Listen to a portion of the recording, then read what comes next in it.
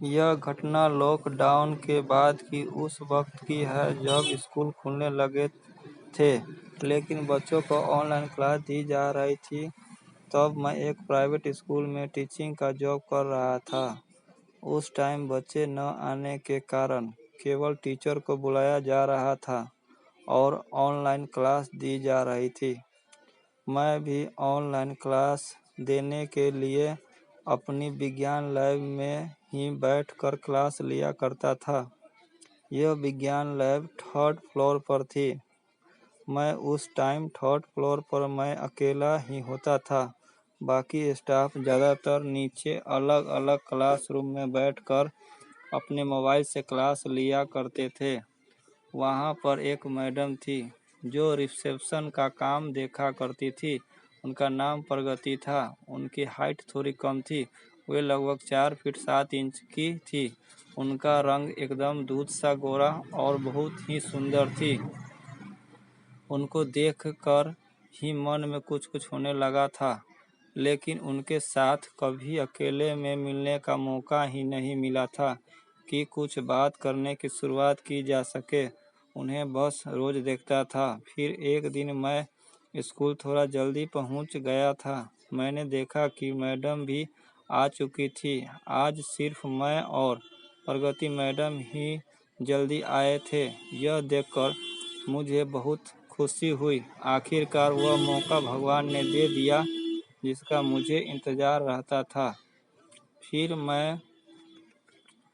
जब मैं सिग्नेचर करने रिसेप्शन पर गया तो मैंने प्रगति मैडम की तारीफ करते हुए कहा, मैडम आज आप बहुत ही अच्छी लग रही हो। हालांकि मैंने यह बात डरते डरते बोली थी। इस पर उधर से जवाब आया, अच्छा आपने आज ज़्यादा ही नोटिस कर लिया है क्या? मैं उनके चेहरे पर एक अलग सी स्माइल महसूस कर रहा था। उनकी स्माइल तो मानो बोल रही थी कि मैं तो तुम्हारे लिए ही बनी हूँ। खैर मैं भी स्माइल करते हुए अपनी लैब में जाकर बैठ गया। उस दिन पता नहीं क्या हो गया कि दिमाग काम ही नहीं कर रहा था। फिर अचानक से मैडम का फ़ोन आया, सर आप कहाँ हैं? मैंने अधीरता दिखाते हुए कहा, लैब में हूँ ऊपर। मैडम बोली, और कौन है?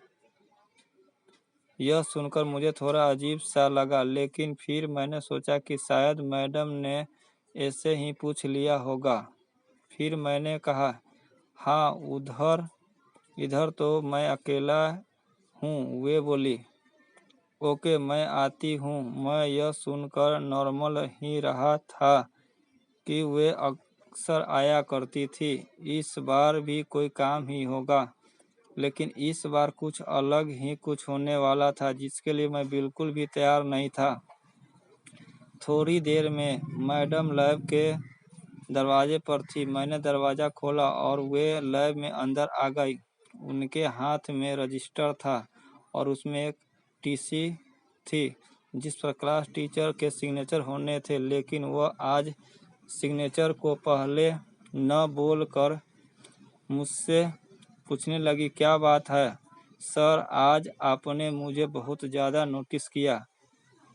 मैं सुनकर खुश भी हुआ और थोड़ा डर भी गया कि कहीं कुछ गड़बड़ तो नहीं हो गई। लेकिन जब मैंने मैडम की बात करने का तरीका देखा कि वह आज कुछ और मूड में थी, तो मैंने भी आज सोचा कि बोल ही देता हूँ, फिर जो होना हो वह देखा जाएगा। आज मौका सही है। मैंने बोल ही दिया, हाँ आप अच्छी लगती हो मुझे। वह यह बात सुनकर बिना चौंके बोली, अच्छा क्या सही बोल रहे हो? तो मैंने कहा, हाँ। तो वे बोली, कैसे मान लूँ कि तुम सही बोल रहे हो? मैंने कहा, ओके तो जैसे आप बोलो मैं वैसे बोल दूँ। वे बोली, अच्छा चलो मान लिया है। अब पहले यह बताओ कि ऊपर कौन कौन आता है? मैंने बताया, कोई नहीं।